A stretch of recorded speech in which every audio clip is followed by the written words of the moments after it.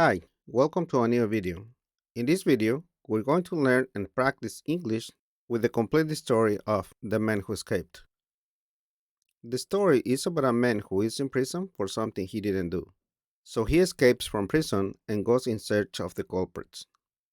With this interesting story, you will be able to learn English words in all grammatical tenses. It is also a story full of action.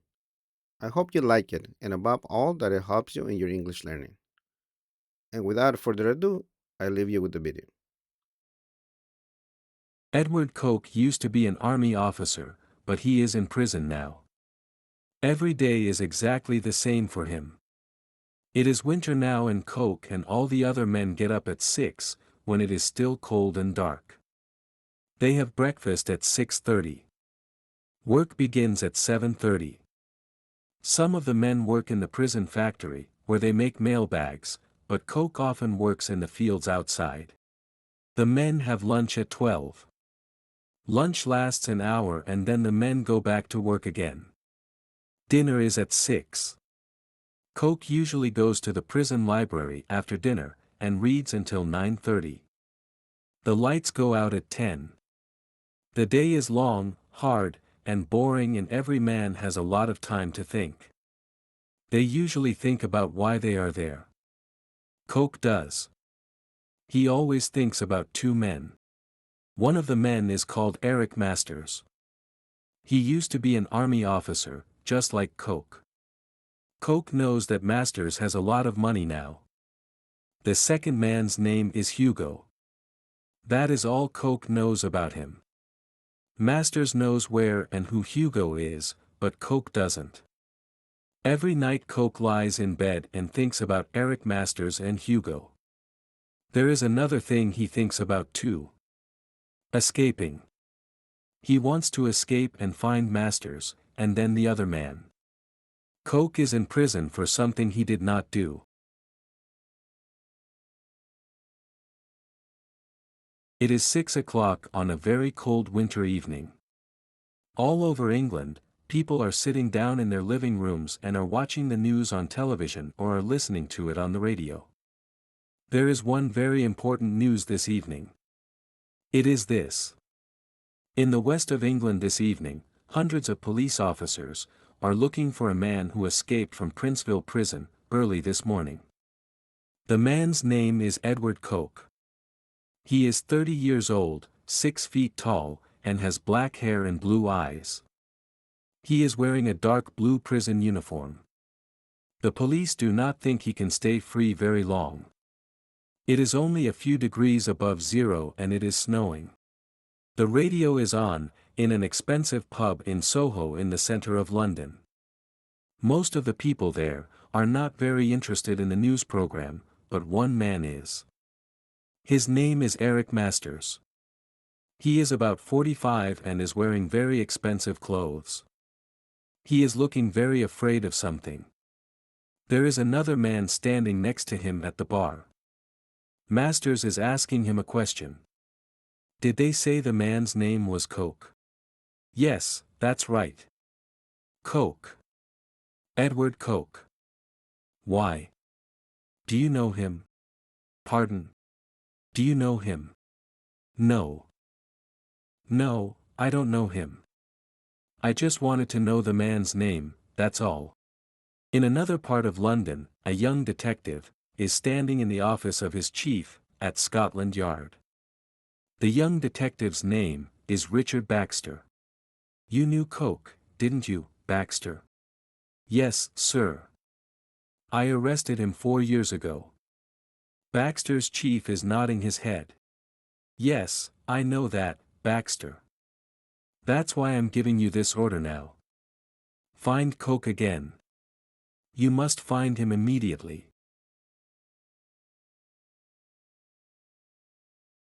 It is 6:30 in the evening now, and the wind is still blowing. It is getting colder.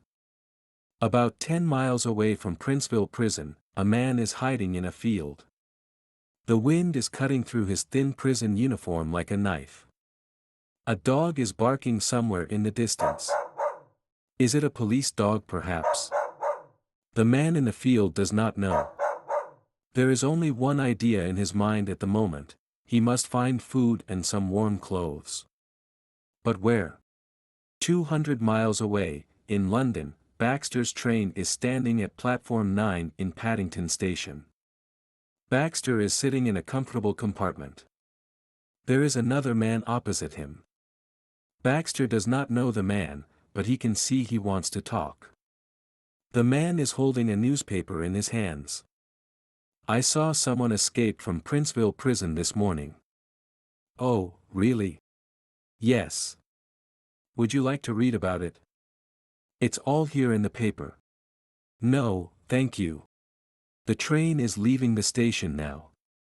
Baxter is looking out of the window. He can see 1,000 bright lights in the windows of bars, cafes, houses and apartments. Everywhere people are sitting down to warm meals and hot cups of tea. The world looks warm and comfortable. The man opposite Baxter is still talking. The paper says the man was a spy, he gave important military secrets away. "I hope the police catch him." "Yes, so do I."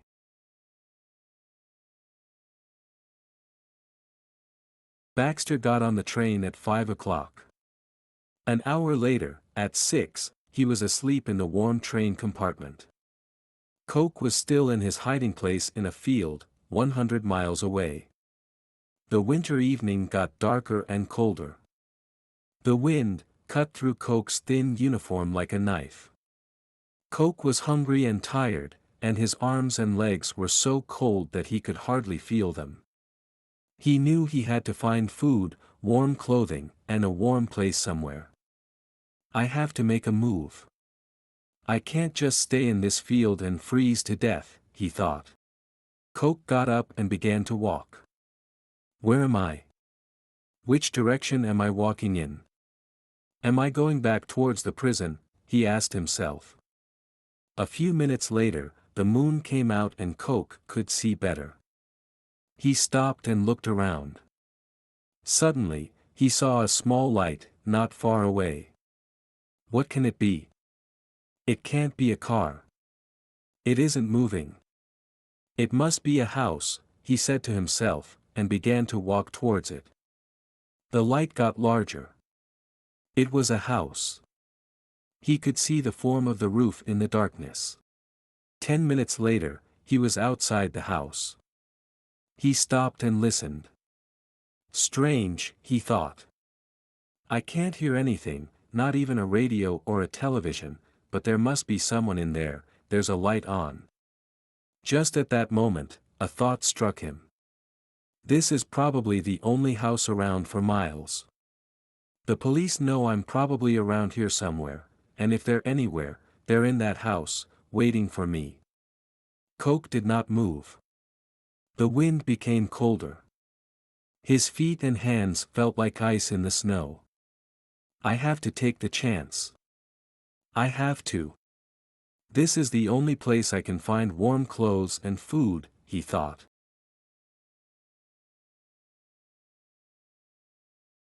Coke listened for several seconds, but he could not hear anything at all.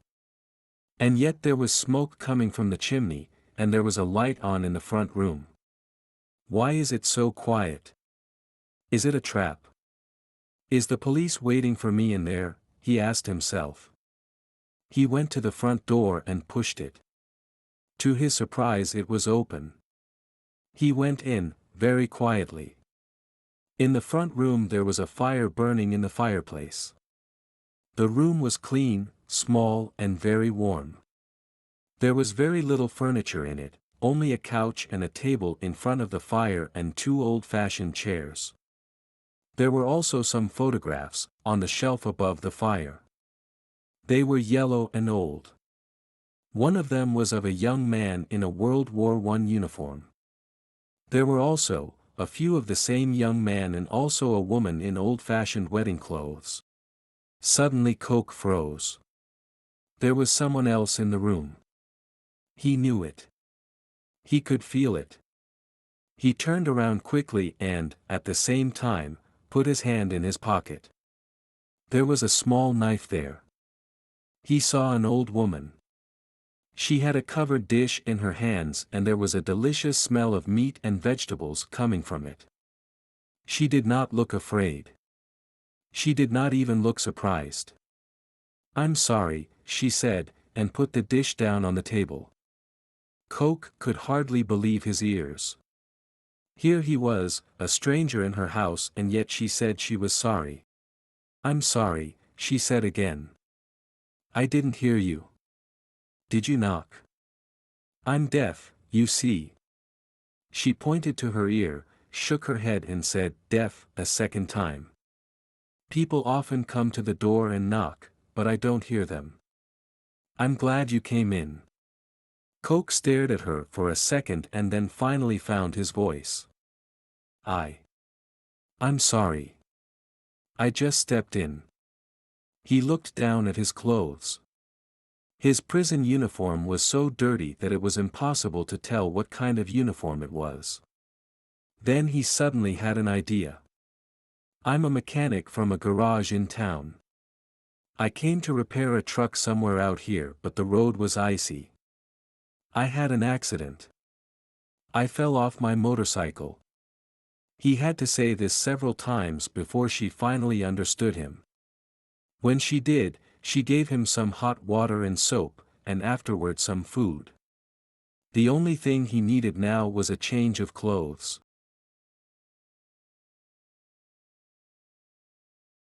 It was a cold and miserable night. Only a few miles away from the house Coke was in, two police officers in a small village police station could hear the wind outside. One of them was a sergeant. The other was a young officer. "I wonder how Mrs. Bentley is?" the sergeant asked. "Mrs. Bentley? Oh, you mean that old lady, whose husband died a few years ago? That's right. She's deaf, you know, so she never listens to the radio or watches television.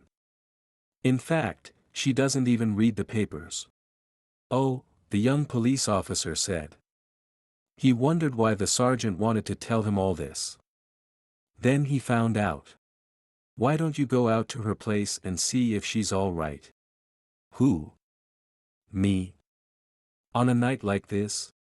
It's not far. Besides, you've got your bike, don't you?" Baxter got off the train at a small station. There was a detective waiting for him on the platform.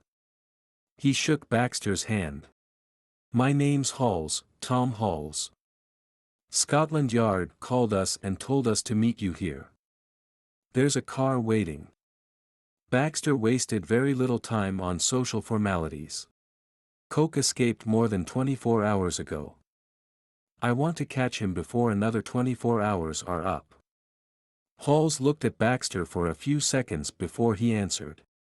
"A lot of us wonder why Scotland Yard is so interested in this fellow Coke. He isn't the first one to escape. Another man did so, just 6 months ago, but Scotland Yard didn't send anyone to help us then." Baxter was already halfway to the car before he said anything. "Coke isn't just an ordinary prisoner. He's very special. Let's get going." The young police officer was angry. He was on the road now. The wind was cold, and blew snow into his face.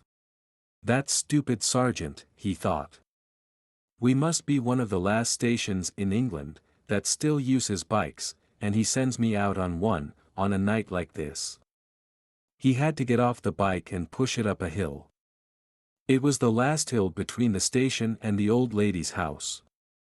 When he got to the top of it, he could see the house down below, at the bottom of the hill.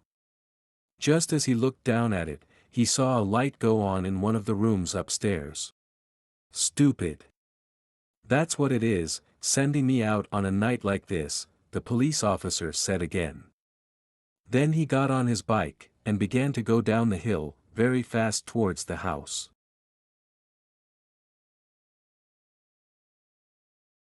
"You know, your clothes are in a terrible state," the old lady said after the meal. "You ruined them when you had the accident." "That's all right. They're just my work clothes," Coke answered. My husband was just about your size. A little heavier perhaps. All his clothes are upstairs. They're no good to him. He died 2 years ago. She pointed up to the room above them. Why don't you see if any of his clothes fit you? You can bring them back tomorrow. Nobody can be this lucky. Coke thought to himself. He went upstairs and turned the light on. It was clear that the old lady was almost in another world. She trusted everybody. He found a heavy jacket, a woolen shirt and some pants hanging in the room. What do you know about Coke? Baxter asked Halls. They were in the car now. Very little, I'm afraid. In fact, I don't think I know anything about him at all. Wasn't he the fellow who was in that spy case about 4 years ago? Yes, that's right. Coke always said it wasn't him, that it was someone else. That's what they all say. But what's so special about him? Coke was in Army intelligence. He knew important secrets. We could never understand why he sold them. There wasn't a real motive. Some said he did it for money. We couldn't prove it, but if he was a spy, he still knows too much. We could never find out who he sold the secrets to. That's why we have to catch him before he makes contact with any of his old friends. Coke put the clothes on as quickly as he could. They were old and in poor condition, but at least they were warm. When he came downstairs, the old lady was still in front of the fire. She smiled when she looked at him. You know, you look just like my husband in those clothes, when he was much younger, of course. Coke tried to be polite. He wanted to leave quickly. I can't thank you enough. It's very kind of you, to do all this for me. The old lady did not seem to hear him. Just like my husband, she said again. Just then, there was a knock on the door.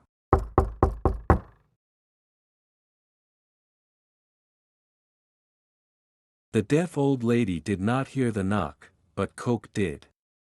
His heart began to pound wildly. Whoever it was obviously knew there was someone inside, because there was a light on, and smoke coming from the chimney. He had to decide what to do, and quickly. There's someone at the door, he said loudly, but the old lady did not understand. There's someone at the door, he said again, this time even louder than before. She went out of the room and Coke quickly stepped back into the shadows of the front room. The old lady opened the front door. Coke could see her quite clearly, but nothing else. He listened carefully. Hello, Mrs. Bentley. I'm from the village police station. The sergeant sent me. I've got something to tell you. Then Coke saw the police officer very clearly. Coke looked around quickly.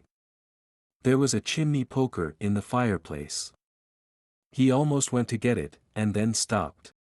No, he thought, that's too dangerous.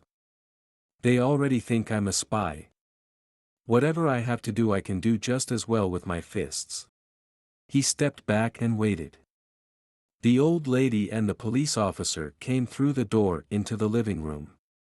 Coke was still behind the door, so the police officer could not see him. Good evening, officer.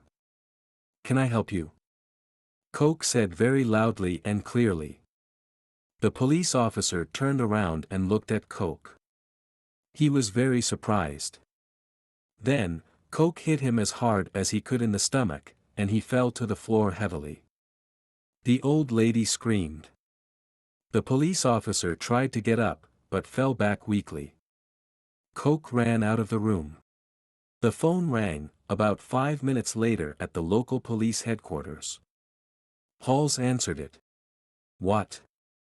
Coke. Where? When? Baxter stood up as soon as he heard Coke's name. He quickly put his hat and coat on.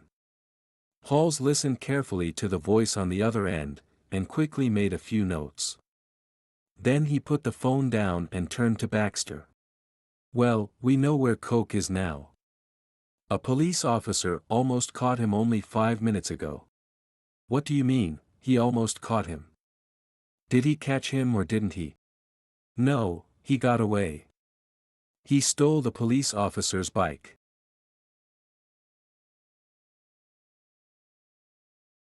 Baxter got into the car first. Halls was right behind him. You drive. You know the area better than I do, Baxter said. They raced out of the town and into the dark countryside. It's ridiculous, Halls said. Does he really think he's going to get away from us on a bike? Coke isn't a fool, Baxter answered. He probably doesn't realize, we already know what happened in the old lady's house. You mean he doesn't know that even village police officers have small two-way radios these days? That's right. He probably thinks it's going to take that police officer at least half an hour to get to the nearest phone. He thinks he can get pretty far in that time. 10 minutes later, about 3 miles from the old lady's house, Baxter suddenly saw someone on the dark road ahead. Look! There, he shouted. There's someone on a bike. And look! He's going to get off. Halls saw the man quite clearly, but only for a second. As soon as the man saw they were in a police car, he dropped his bike and ran into the trees at the side of the road. That's Coke! Baxter shouted. He isn't going to get away this time. Baxter jumped out of the car even before Halls stopped it, and ran after Coke. Halls jumped out too. He did not even switch off the headlights. All Coke's training as a soldier helped him now. Baxter was just behind him when Coke suddenly turned. Baxter tried to grab him, but almost lost his balance. Then, Coke hit him on the chin as hard as he could. Baxter fell to the ground heavily. At that moment, Halls jumped on Coke from behind, but Coke threw him over his back and against a tree. And then, ran back towards the road before Halls could get up. Even when he did, he fell back to the ground again. Coke drove for about 20 minutes. He felt nervous in the police car, but he knew it was his only chance. I wonder how that police officer managed to contact police headquarters so quickly, he asked himself. Then he remembered a newspaper article about the new pocket radios all police officers had. They were small things which they put in their pockets. Of course. That's it, he thought. Then he wondered if detectives like Halls and Baxter also had them. He knew they probably did not, because they already had radios in their cars. Suddenly, however, something on the road ahead interrupted his thoughts. 2 police cars were there, side by side, blocking the road. Nothing could get by them. The 2 police officers at the roadblock were bored. It was a lonely spot between 2 hills and there was very little traffic. Could you give me a light, Tom? One of them said. It was his 10th cigarette that night. Just then, they both looked up and saw a car coming towards them. It's a police car, the other one said. Perhaps they're bringing us some hot coffee or something to eat. They both watched the car as it came closer. It was a long, straight road and the car was still a good distance away. Isn't it going to stop? It doesn't look like it. Shall we stop it? Our orders are to stop every car. Just then, they heard the two-tone sound of the horn. It was obvious that whoever was in the car was in a great hurry. The 2 police officers hesitated for a second. Then one of them turned to the other. Would you move the car out of the way, Bob, or shall I? But our orders were to. Look. That's a police car, can't you see? You don't think Coke's going to come through here in a police car, do you? The other police officer got into the car, and moved it back a few inches. The gap was just wide enough for another car to get through, now. Aren't you going to move back some more? The other shouted. Before he could do so, Coke shot through the narrow gap, and raced down the road, in the direction of London.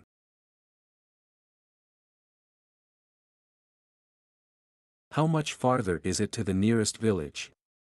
Baxter asked. He and Halls were in the middle of the countryside. The night was very dark, and there was no traffic on the roads. They could not see a house, or even a public telephone booth anywhere. It must be on the other side of that hill, Halls answered. I hope so. We've been walking for 20 minutes now. When we started, you said it was only 10 minutes away, Baxter said angrily. He was tired and his jaw hurt. He could already imagine the chief inspector's comments at their next interview. The chief inspector was a very sarcastic man. Well, Baxter, perhaps you would explain all this to me. It seems you had a car when you saw Coke, and that he had it after he saw you. Very interesting. How shall we explain all this to the papers? Shall we say something like, the police are always ready to help? Coke turned off the main road. He wanted to get rid of the police car as soon as possible. The army often used the area for maneuvers, and Coke remembered it from the days when he was a soldier. He knew there was a village down a side road. Just before he got to it, he stopped and left the car in a field. Then he walked into the village itself. He wanted something and he was sure he could find it here. In his apartment in London, a well-dressed man named Eric Masters turned on the radio and listened. The news was still bad. Coke was still free, the announcer said. Masters looked very frightened. He turned off the radio suddenly and picked up the phone. In a village, almost 200 miles away, Coke found what he wanted. People in villages like this always trust their neighbors. How lucky, he thought, when he saw the motorcycle. It was in a garage at the edge of the village. The garage was not even locked, and there was a leather motorcycle suit on a nail. There were also a pair of gloves and a helmet. Everyone in the village was asleep. Coke worked silently. He pushed the bike down the road. When he was far enough away from the village, he started the engine. It roared loudly. He got on the motorbike and raced towards London. Eric Masters had the face of a man who lived comfortably and ate well. It was the face of a man who usually did not worry about the future. All this was already gone now. He was very worried indeed when he picked up the phone and dialed nervously. At first, nobody answered at the other end. The phone rang at least 12 times, but Masters did not hang up. Finally, a sleepy voice answered angrily, "Who is it? What the hell do you want at this hour?" It was a man's voice, and it was educated and smooth, but it had a cruel, cold edge. "Is that you, Hugo?" "This is Eric," Masters said quickly. The man at the other end became even angrier. "And why are you calling at this hour?" "I've been in bed for an hour." "But, haven't you heard the news, Hugo? Coke's still free." "Of course I've heard. So have my friends," the man answered coldly. "I can't sleep. I've been thinking about Coke all evening. Perhaps you'd better take a sleeping pill." Masters almost screamed the next question into the phone. "What are you going to do, Hugo? What are you going to do?"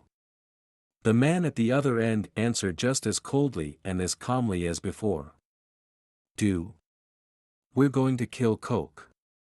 That's what we're going to do. That is, if he is stupid enough to come to London." The motorcycle was fast but the roads were icy. Coke drove dangerously. He knew he had to. "I'd better keep to the side roads," he thought, but he did not, because the main road was much faster, and he had very little time. A police car went by in the opposite direction. He began to feel a little safer. Then, around 2 o'clock in the morning, he suddenly saw lights in his mirror. They were the headlights of another police car, and this time it was just behind him. It came closer and closer, and then, suddenly speeded up. For several seconds, Coke and the car raced side by side. Coke looked up. The two police officers in the car were looking at him, but they could not see his face clearly. He was wearing a helmet and goggles. Coke raised his hand and waved casually. The driver was already looking at the road again, but the other still had his eyes on Coke. Then, the car speeded up again. In a few seconds, it was far ahead of him. Coke raced towards London.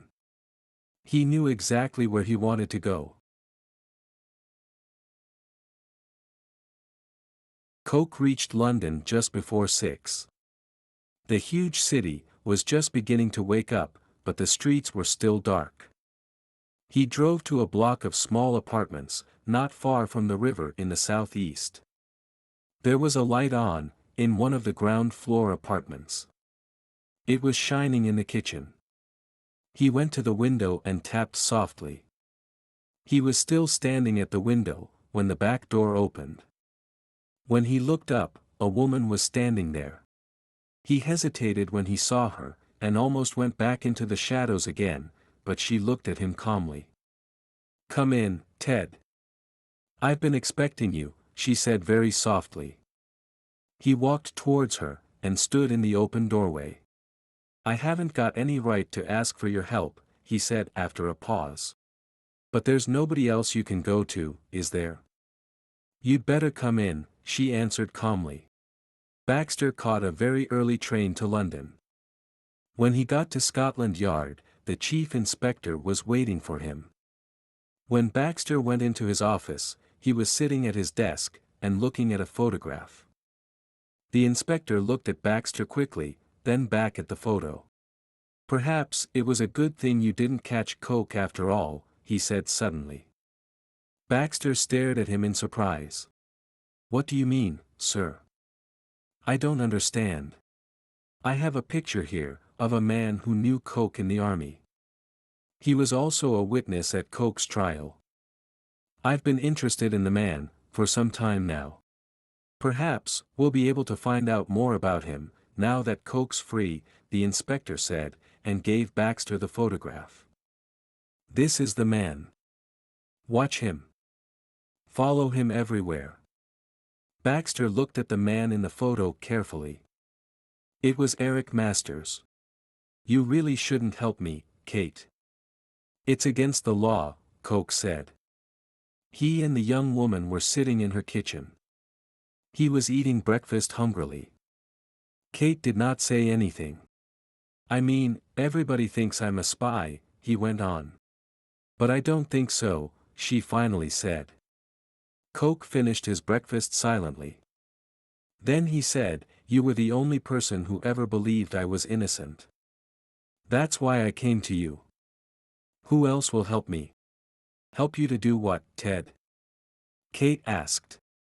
"Help me to find the real spies," he answered slowly. Kate was what the Americans call a cool character. Nothing seemed to surprise her very much. She seemed ready for anything. Perhaps this was because she was an actress. She played small parts in films and on television. Her life was full of surprises. Just then, she was not working at all. Perhaps that was why, she did not hesitate even for a second, when Coke said he wanted her help, to find the real spies. "All right," she said. "I'll help you, and I'll start right now." "Wait here." "What do you mean? Where are you going?" Coke asked. "You'll find out when I come back. I'll have to get some things now." Before Coke could ask her anything else, she was gone. Not very far away, Baxter was still sitting in the chief inspector's office. He was still looking at Masters' photograph. He looked up. "What's so interesting about him? Why do you want me to follow him?" he asked. A few days ago, quite by accident, we learned a few things about him. Coke might, notice I say might, be innocent after all.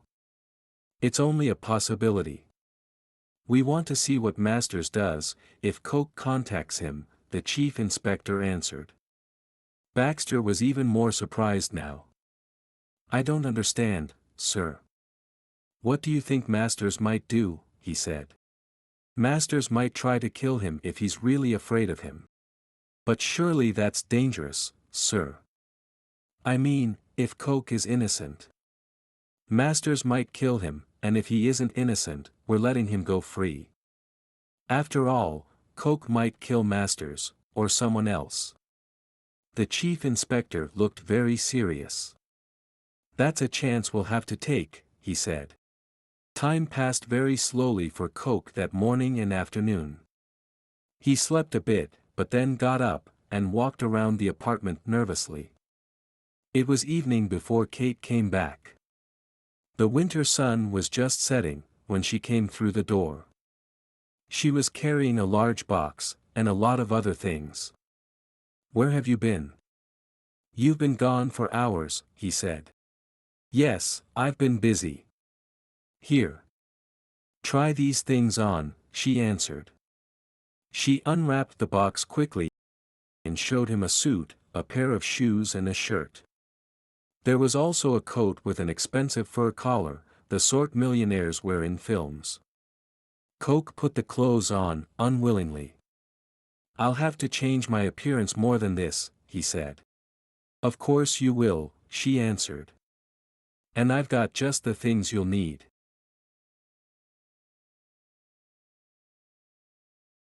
First, Kate dyed Coke's hair gray. Then she used some theatrical makeup, to give him a much older face. Finally, she put a pair of dark glasses on him, put a white walking stick into his hand, and led him firmly to a full-length mirror. Coke was surprised at how strong her grip was. He was even more surprised, when he saw himself. An old blind man stared back at him. And now, Kate said, you'll have to do far more than simply look like an old blind man. You'll have to walk, talk and act like one too. For the next hour she taught him exactly how to do that. You learn fast. We can go now, she finally said. What do you mean, we? You can't come with me. It might be dangerous, he objected. Kate was already putting her coat on. Her answer was simple. If you want my help, you'll have to take me with you. Besides, things are just beginning to get interesting. They were walking towards a taxi stand. There were usually several taxis parked there, waiting for customers. We must look like an odd couple, you and I, Coke remarked. Don't worry about that. We look so odd that nobody will guess who you are. Now just tell me where we're going. To a pub in Soho called the Green Rider. Masters used to go there a lot, Coke answered. You mean you think he's one of the spies? I don't know, but he didn't tell the truth at the trial. Why else should he lie? Coke said. Just then they got to the taxi stand. There were not any taxis there. We'll have to take a bus. Just remember that you're an old, blind man. I'll help you get on and get off, Kate said. They got to Soho half an hour later. The streets were brightly lit. There were people, pubs, restaurants, cinemas and striptease clubs everywhere. There was a man in front of one of the clubs. Whenever someone passed by he said, the best show in London. 20 beautiful girls. Step right in. He began to say that, when he saw Coke, but as soon as he noticed Coke's dark glasses, and his white cane, he closed his mouth again. They walked on, until Coke suddenly gripped Kate's arm very hard. This is the place. Take me in, he said. There were 2 doors. One was marked, public bar, and the other, saloon bar. Which one? She asked. The saloon bar, he whispered. They went into the crowded, noisy, smoke-filled room.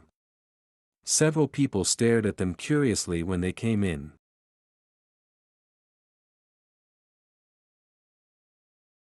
Kate led Coke to a table, and then went to the bar to get their drinks. I've been here before. I was here last week, she said when she came back. Coke was not listening. Masters isn't here, he said. Surely you didn't expect to walk in and find him, just like that? No, I suppose not. Time passed very slowly. They sat there for over an hour. More people came in, but Masters was not among them. It was getting close to closing time, when the barman came to their table. May I have your empty glasses? He asked politely. Coke touched him on his sleeve. Does a man named Eric Masters ever come here? He asked.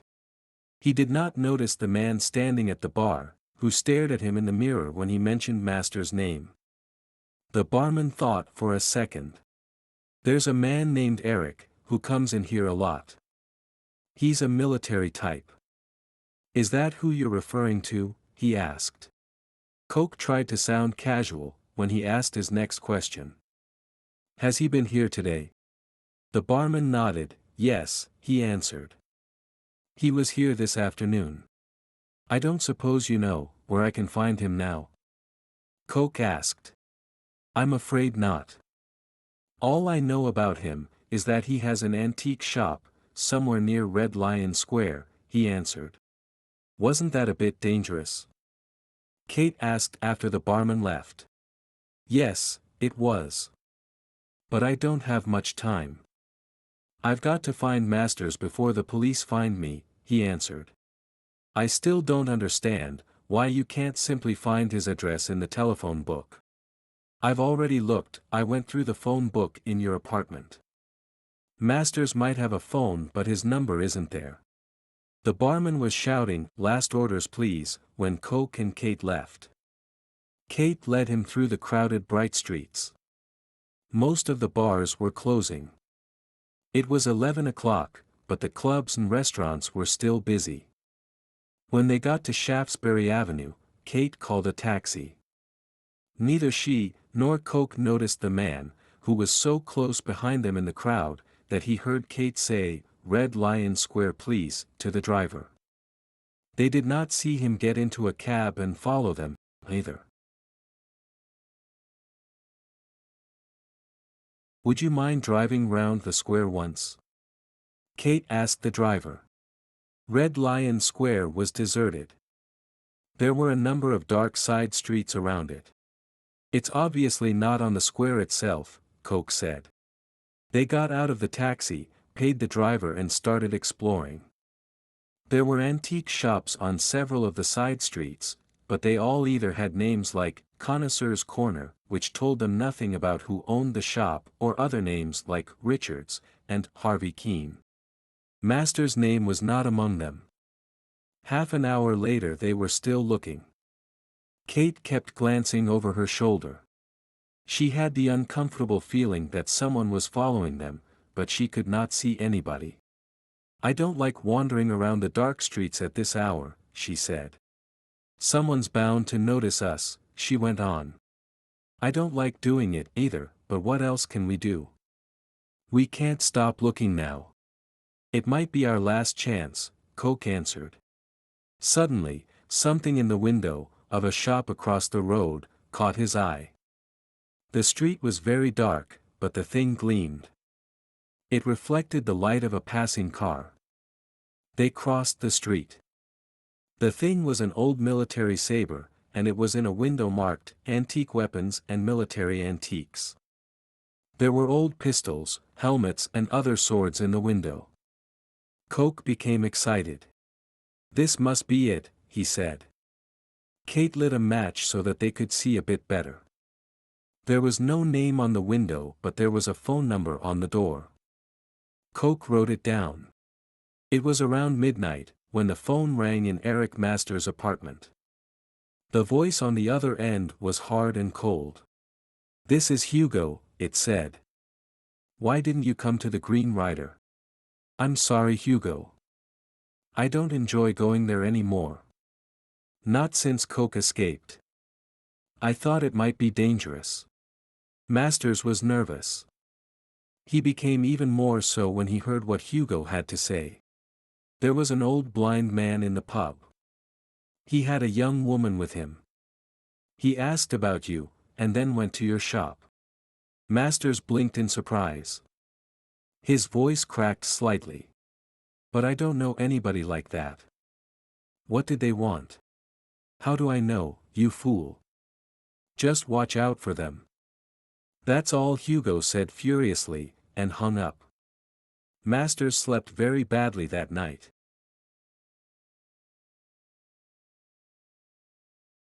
Coke did not sleep very well that night either. He lay awake thinking. He was on Kate's sofa in the living room. Slowly, however, he formed a plan in his mind. He fell asleep around 3 in the morning. When he woke up, Kate was already in the kitchen making breakfast. "What are we going to do now?" she asked while they were eating. Coke did not answer immediately. He stared into his coffee. He knew he had to make one thing clear to her. "Have you thought what'll happen to you if the police find me here?" he suddenly asked. Kate looked at him coldly. "We've been over this before, haven't we?" "Now answer my question," she answered. "But, they'll send you to prison, if they learn you've helped me. I'll worry about that, if and when it happens." "All right. I'll tell you. But I warn you, if anything goes wrong, you might get hurt, badly hurt," he told her. "Go on. I'm listening." "We're going to try to get Masters to come here. That is, if the owner of that shop is Masters. Get him to come here." "How?" Coke began to explain the plan he had in mind. Eric Masters was cleaning an antique pistol, when the phone rang in his shop. He heard a young woman's voice at the other end. "I believe you buy and sell antique weapons," she said. "Yes, that's right. I'm particularly interested in old firearms. My father is too. He has a number of 17th century pistols, and he wants to sell some of them. Would you be interested?" "Certainly. If you bring them to my shop, I'll look at them and give you a price." "Well, unfortunately my father's blind. It's very difficult for him to get around." "Would you mind coming to our place?" the woman answered. Masters managed to answer calmly. "Well, my assistant is out to lunch. I'll come over when he comes back. Is that all right?" He wrote down the address she gave him and hung up. His hands were shaking slightly. "These must be the people Hugo told me about," he thought. He reached into a drawer and took out a pistol. This one was not an antique. It was a small, black, nasty-looking automatic.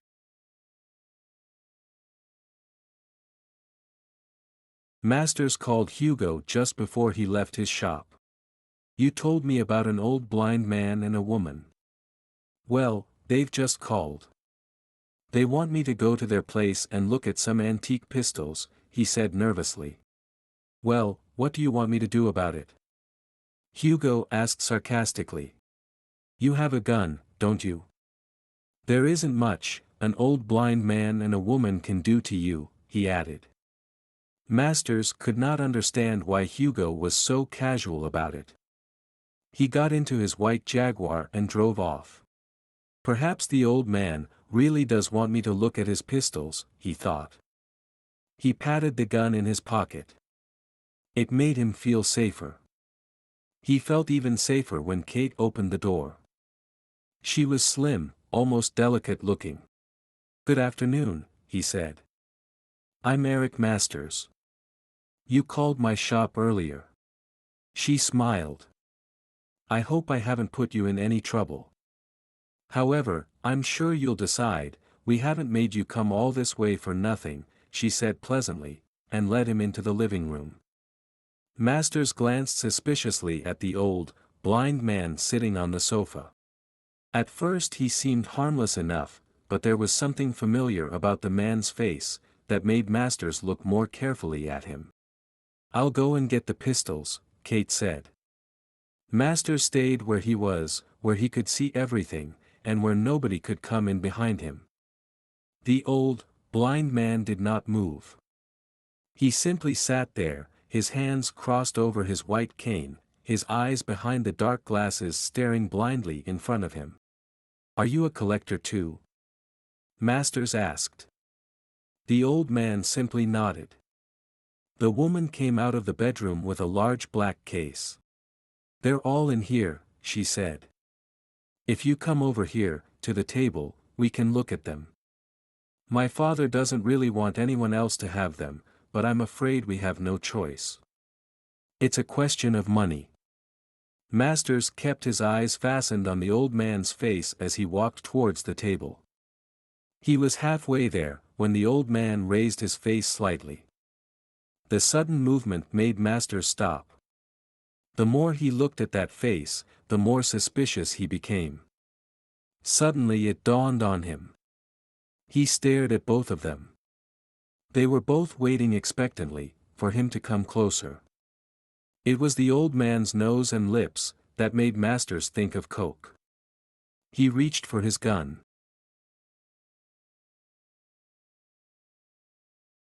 When Masters pulled out the automatic, Kate was standing between him and Coke. She could see that he was almost hysterical and was probably going to shoot. "It's you, Coke," he snapped, and came nearer. Kate was standing in his way now, and he put out a hand to push her away. Coke could hardly believe his eyes. One moment, Masters was pointing a gun at him, and the next, he was lying on the floor, gasping for breath. Kate had thrown him over her shoulder. "I once played a policewoman in a film, and I had to learn some judo," she said rather casually, and looked down at Masters. Coke did not simply stare in surprise, he gaped at her. Then he picked up the automatic that Masters had dropped, and gaped again. Masters moaned. He, too, could hardly believe what had happened. It all seemed incredible. He shook his head. He decided that it was probably all a nightmare, a horrible dream. He was sure that he was going to wake up at any moment, safe in his own bed. He blinked his eyes several times, hoping that Kate and Coke were somehow going to disappear. He blinked again, but when he opened his eyes, they were still there. "And now that you're here, perhaps you wouldn't mind answering some questions," Coke said. Masters moaned again. "Questions? What questions?" he mumbled. He was still stunned. "I want you to tell me everything that happened that evening you sent me to Epping Forest," Coke said in a low voice. Masters now realized that it was not a dream. For a moment he thought he was going to be sick. "I don't know what you're talking about." Masters answered. "I think you do," Coke said. "You can't make me tell you anything." Masters waited to see what Coke was going to do next. He could not take his eyes off the automatic in Coke's hands. "I'll give you 5 seconds to begin answering my questions. Then I'll shoot," was all Coke said. "You couldn't shoot me like that, in cold blood. Couldn't I?" Coke answered, and took off the safety. The gun was now ready to fire. Then he began counting.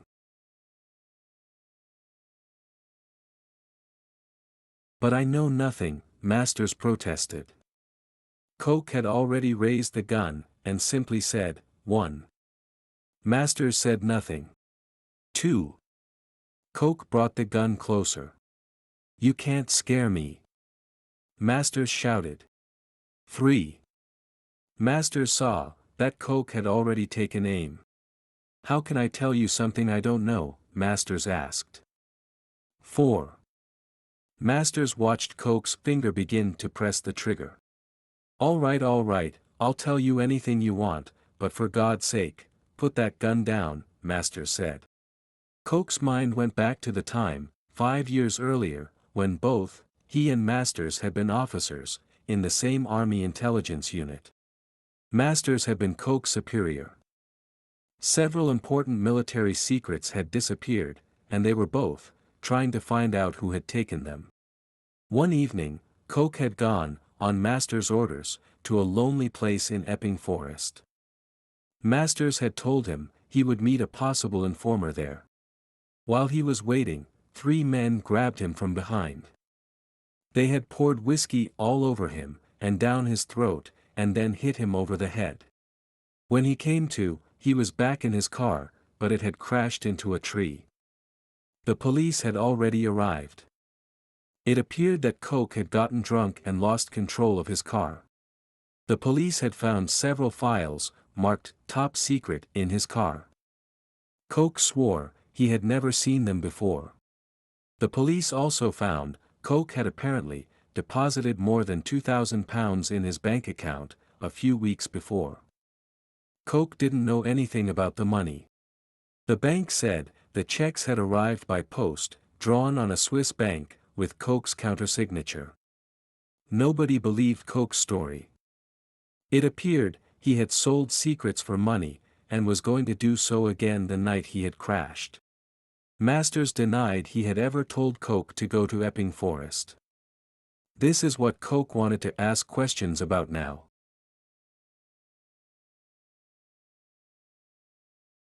For a moment, Coke wanted to pull the trigger. He had never killed anyone in cold blood, but he found it difficult not to hate Masters. Because of him, he had lost 4 years of his freedom. Because of him, everybody thought he was a spy. Somehow, Coke controlled himself. Perhaps it was because he knew Masters was his only chance to prove he was innocent, and he knew if he killed him, he would lose that chance. Let's start at the beginning. When you sent me to Epping Forest that night, Coke said in a flat, cold voice. That was Hugo's idea. I had nothing to do with it. And who is Hugo? Coke asked. He sells government secrets to any foreign country that's interested. He made me give him information. I didn't want to. Made you? How did he make you? Coke asked.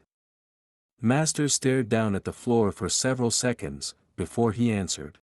He knew things about me. He said he would tell the police about them, if I didn't help him. What sort of things? Again, Masters hesitated before answering. What does it matter? The sort of things that would ruin any man, if the police or anyone else found out about them. There were only a few more things Coke wanted to know now. Why did you involve me in all this? The police suspected someone. We wanted to make them think you were the spy. We knew they would, if they found your dead body in a car, after a crash with all sorts of secrets in it. My dead body? Hugo thought the crash would kill you, Masters said. A pity it didn't. You'd still be safe if I were dead. Masters swallowed and stared at the floor. And why aren't you still in the army? You'd be a lot more useful to Hugo if you were, Coke went on. It became too dangerous. Anyway, he still uses me. How? Coke asked. We hide microfilms of secret documents, in the antique weapons I send abroad. The people we send them to pose as foreign collectors.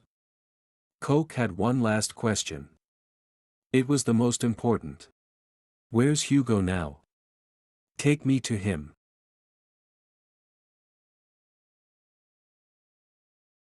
Masters told Coke that Hugo owned a large garage in the north of London.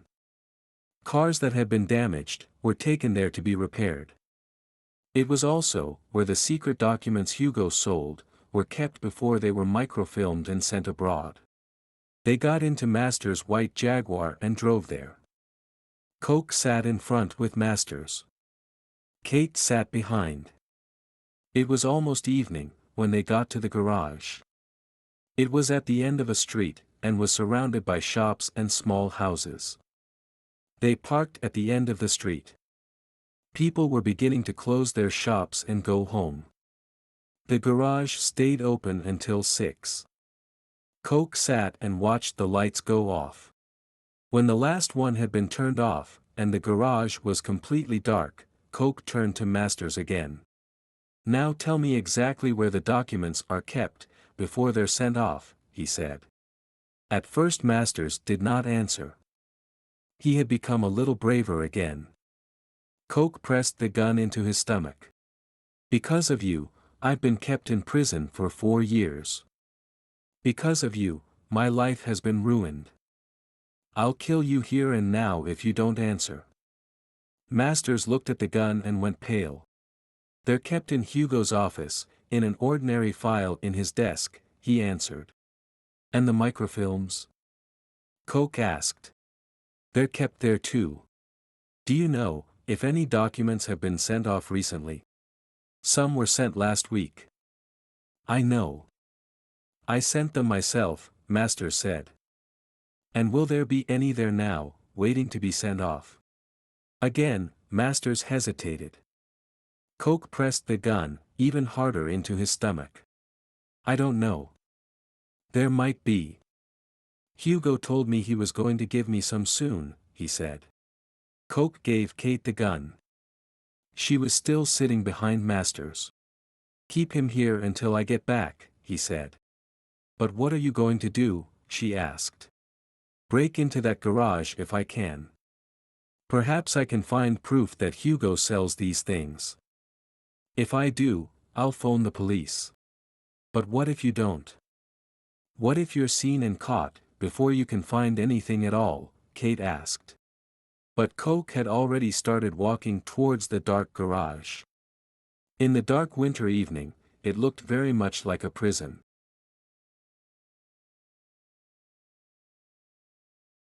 Once, a long time ago, someone had told him that army training was useful in many ways. Coke knew now that that was true. There was a drainpipe at the back of the garage that led to the roof, and Coke managed to climb up it. He had often done such things in the army. There was a window in the roof, or a skylight, as it is called. It was closed but not locked. Coke managed to get it open and then looked down into the dark garage below. There was a truck parked almost directly underneath. He jumped down onto it. It was completely dark inside the garage itself. "Masters told me the secrets were kept in the office, but where's the office?" he wondered. Suddenly he heard a sound behind him, and realized he was not alone in the garage. Before he could turn around, someone grabbed him from behind, and someone else shone a powerful light into his eyes. He was blinded. Then, there was an explosion of pain in his head. He realized, just before he lost consciousness, that what had happened in Epping Forest was happening to him all over again. When he regained consciousness, he was lying on the floor of the garage.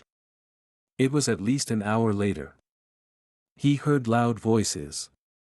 When he opened his eyes, he saw Kate tied to a chair. 4 men were standing above him. One of them was Masters, looking pale and frightened. He was listening to a short blonde man. Coke knew it must be Hugo himself. Hugo was shouting. "I told you you were a fool, and idiot. Do you believe me now?" he demanded. Masters tried to say something but could not. Hugo slapped him across the face. "I asked you if you believed me now," he shouted. But Hugo. Please listen to me." Masters stuttered. "I told you someone had called me, and had asked me to look at some guns. I told you it was an old, blind man, but you said there was nothing to worry about," Masters said. "No, I didn't. I asked you what you wanted me to do about it, you idiot," Hugo yelled. Suddenly, one of the other men interrupted. "What did you say we were going to do with the girl and Coke?" he asked. "I said we were going to kill them. And I said we were going to do the job properly this time," Hugo answered.